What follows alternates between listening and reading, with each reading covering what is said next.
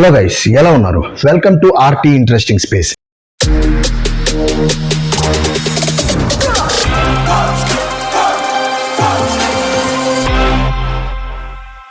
ఈ రోజు మనం మాట్లాడుకోబోతున్న టాపిక్ ఆన్లైన్ స్కామ్స్. ఈ ఆన్లైన్ స్కామ్స్ లో భాగంగా నేను ఆల్రెడీ ఒక వీడియో చేశాను, జాబ్ రిలేటెడ్ స్కామ్స్ అని చెప్పి. చాలా మంది అన్ఎంప్లాయర్స్ ని, అమాయకుల్ని టార్గెట్ చేసి జాబ్ రిలేటెడ్ స్కామ్స్ చేస్తారు. ఇలాంటివన్నీ ఎలా జరుగుతున్నాయి and how to be aware of all such things అనేది ఆ వీడియోలో ఎక్స్ప్లెయిన్ చేయడం జరిగింది. ఇంట్రెస్ట్ ఉంటే ఖచ్చితంగా చూడండి, డిస్క్రిప్షన్ లో లింక్ ఉంటుంది. అండ్ ఇప్పుడు మనం మాట్లాడుకోబోతున్న టాపిక్ బెట్టింగ్ యాప్స్ కోసం. ఈ బెట్టింగ్ కానీ, గ్యాంబ్లింగ్ కానీ, ట్రేడింగ్ యాప్స్ అనేవి ఇండియాలో లీగలా కాదా? ఒకవేళ లీగల్ అయితే దాని కాన్సిక్వెన్సెస్ ఎలా ఉంటాయి?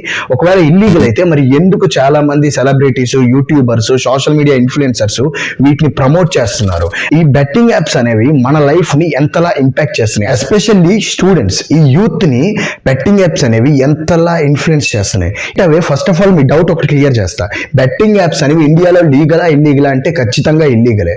According to the public gambling act 1867 betting apps లో పార్టిసిపేట్ చేయడం కానీ, బెట్టింగ్ చేయడం కానీ, వాటిలో జాయిన్ అయ్యి పార్టిసిపేట్ చేయడం కానీ ఖచ్చితంగా ఇండియాలో ఇల్లీగల్. కానీ ఇక్కడ ఒక చిన్న చిక్ ఉంది. ఏంటంటే సెంట్రల్ గవర్నమెంట్ ఈచ్ స్టేట్ కి పర్మిషన్ ఇచ్చింది. మీ స్టేట్ లో బెట్టింగ్ అనేది ఉండొచ్చా ఉండకూడదు అనేది మీరే డిసైడ్ చేసుకోవాలన్నట్టు స్టేట్ గవర్నమెంట్ కి ఛాన్స్ ఇచ్చింది. అందుకే మీరు చూస్తే గోవాలో అనేది బెట్టింగ్ గానీ, గ్యాంబ్లింగ్ గానీ అంత లీగల్. ఎందుకంటే అక్కడికి చాలా మంది ఫారినర్స్ వస్తారు అండ్ ఇది ఒక ఎంటర్టైన్మెంట్ లా ఉంటుంది అక్కడ. సో అక్కడ లీగల్. అండ్ సిక్కిం లో కూడా విత్ ఇన్ ద స్టేట్ ఖచ్చితంగా బెట్టింగ్ అనేది లీగలే. అండ్ ఇలా చాలా దగ్గర బెట్టింగ్ లీగల్ గా కూడా జరుగుతుంది. వేరే ఆంధ్రప్రదేశ్ లో, తెలంగాణలో ఖచ్చితంగా ఈ బెట్టింగ్ గానీ, ఫ్యాంటసీ గానీ, గ్యాంబ్లింగ్ గానీ ఇవన్నీ ఇల్లీగల్. చాలా వరకు వీటిని డౌన్ చేశారు. కానీ టెక్నాలజీ హై లెవెల్ లో ఇంప్రూవ్ అవుతుంది కదా. సో ప్రతి దానికి ఆల్టర్నేటివ్ వేరే ఉన్నాయి. బెట్టింగ్ యాప్స్ అనేవి ఆంధ్ర, తెలంగాణలో ఇల్లీగల్ అయినా ఖచ్చితంగా వాళ్ళు కండక్ట్ చేస్తున్నారు చాలా రకాలుగా. దీనివల్ల చాలా మంది లైఫ్ దారుణంగా స్పాయిల్ అయిపోతుంది. రాజేష్ కిరణ్ అని చెప్పి ఒక ఆయన ట్రేడింగ్ చేశాడు అనమాట. ట్రేడింగ్ చేసి చాలా అప్పులు చేశాడు. చాలా మంది వాళ్ళ ఫ్రెండ్స్ కి అప్పు అయిపోయాడు. సో ఆ ప్రెషర్ తట్టుకోలేక ఆత్మహత్య చేసుకున్నాడు. అండ్ ఆత్మహత్య చేసుకునే ముందు ఒక వీడియో కూడా రిలీజ్ చేశాడు. మీరు ఒకవేళ ఇలాంటి ట్రేడింగ్స్, బెట్టింగ్స్ లాంటివి చేస్తుంటే ప్లీజ్ స్టాప్ చేసేయండి. ఎందుకంటే మనం చాలా వరకు దీనివల్ల సఫర్ అవ్వాల్సి వస్తుంది. ఇందులో ఒక్కసారి దిగితే ఖచ్చితంగా ప్రాబ్లం ఫేస్ చేయాల్సి వస్తుంది అన్నట్టు.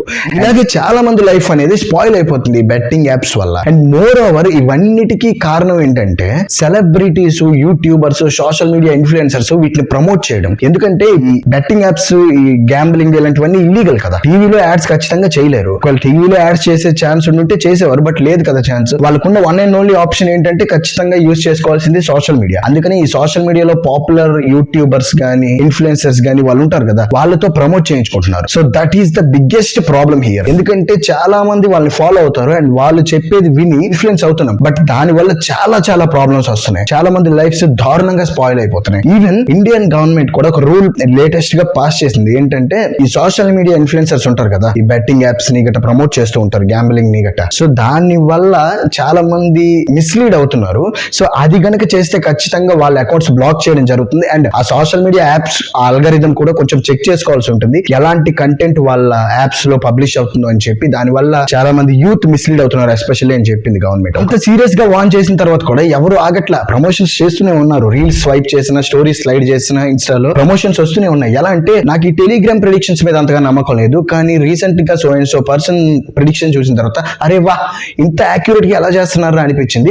మీరు కూడా చూడండి, మీరు కూడా ఇది ఫాలో అవ్వండి. ఇతను చెప్పినట్టు బెట్టింగ్స్ చేయండి, ఖచ్చితంగా మీకు ప్రాఫిట్స్ వస్తాయి. ప్రాఫిట్స్ వచ్చేది మీకు సార్ ఆర్ మీకు మేడం, ఎందుకంటే మీరు ప్రమోట్ చేసేందుకు వాళ్ళు అమౌంట్ ఇస్తారు కదా. కానీ దానివల్ల మాకేం యూజ్ లేదు. ఏంటంటే ఇప్పుడు నేను చాలా ఆర్టికల్స్ చూసాను ఈ టాపిక్ మీద రీసెర్చ్ చేసేటప్పుడు. అరే 10 రోజులకు ఒకరు చనిపోతున్నారు, నెల రోజులకు ఒకరు చనిపోతున్నారు ఇండియాలో. నాకు తెలిసిన ఒక ఇన్సిడెంట్ చెప్తా. ఏంటంటే ఒక అబ్బాయి తన పాకెట్ మనీని బెట్టింగ్ యాప్స్ లో పెట్టాడు. సో గెలిచాడు, లాభం వచ్చింది. అరే ఇదేదో బాగుందని చెప్పి ఈసారి ఏం చేశాడంటే తన కాలేజ్ ఫీజు డబ్బులు అమ్మ వాళ్ళు ఇచ్చింది అంతా పెట్టేశాడు. అందులో లాస్ వచ్చింది, ఓడిపోయాడు. అండ్ మళ్ళీ ఆడాడు, మళ్ళీ ఓడిపోయాడు. అక్కడ బెట్టింగ్ యాప్స్ లో వాడు ఓడిపోయిన అమౌంట్ ని క్లియర్ చేయడానికి లోన్ యాప్స్ దగ్గర అప్పు చేశాడు. అలా లోన్ యాప్ ఏజెన్సీస్ ఈ బెట్టింగ్ ఎవరైతే చేశారో ఇతనితో, వాళ్ళు అందరూ కలిపి ఇతన్ని మనీ కోసం టార్చర్ చేసేసరికి చాలా నెగిటివ్ అయిపోయాడు ఇతను. సో ఇలాగే చాలా మంది లైఫ్ స్పాయిల్ అయిపోతున్నాయి. ఎలా అంటే కొంతమంది పేరెంట్స్ కి చెప్పి పర్లేదు, వాళ్ళు తిట్టినా కొట్టినా ఏదైనా వాళ్ళు క్లియర్ చేస్తారు అన్నట్టు ఊరుకుంటున్నారు. బట్ కొంతమంది వాళ్ళ లైఫ్ ని ఎండ్ చేసేసుకుంటున్నారు. అండ్ ఇంకొంతమంది క్రైమ్ లోకి వెళ్ళిపోతున్నారు, లైక్ చైన్ స్నాచింగ్ ఇలాంటివి ఉంటాయి కదా. మన ఆలోచన ఎలా ఉంటుందో అనేది దానికి మీకు ఒక చిన్న ఎగ్జాంపుల్ చెప్తా వినండి. ఫర్ సపోజ్ మన దగ్గర ఒక బైక్ ఉంది అనుకోండి, అండ్ ఇప్పుడు మనకు ఆ బైక్ కి పెట్రోల్ కావాలి. ఆ పెట్రోల్ బంక్ ఏమో లెఫ్ట్ సైడ్ ఉంది, కానీ ఆ పెట్రోల్ బంక్ వెళ్ళాలంటే ఇప్పుడు మనం ఉన్న రోడ్డు ఆ పక్కన డివైడర్ బ్లాక్స్ కొన్ని ఉన్నాయి, ఆ పక్కన ఇంకొక రోడ్డు ఉంది, ఆ పక్కన షాప్ ఉంది, okay, I mean petrol bunk ఉంది. ఇప్పుడు ఎలా వెళ్ళాలి యాక్చువల్ గా అయితే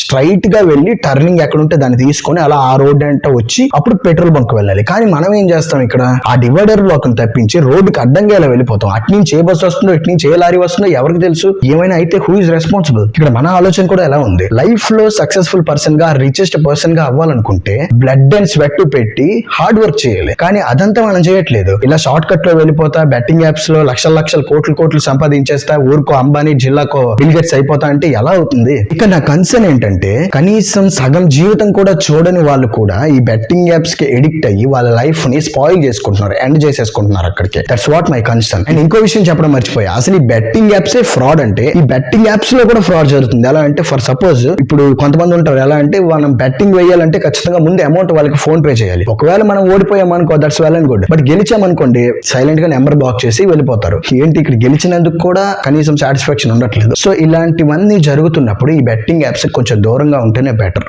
ఓకే, షార్ట్ కట్ లో ఏది రాదు, ఖచ్చితంగా హార్డ్ వర్క్ చేస్తేనే జరుగుతుందంతా. సో ఈ social media influencers, YouTubers, celebrities కూడా మేము ఎంత సంపాదిస్తున్నాం అంత సంపాదిస్తున్నాం అని చెప్పి వీడియోస్ పెడుతూ ఇన్ఫ్లుయెన్స్ చేస్తే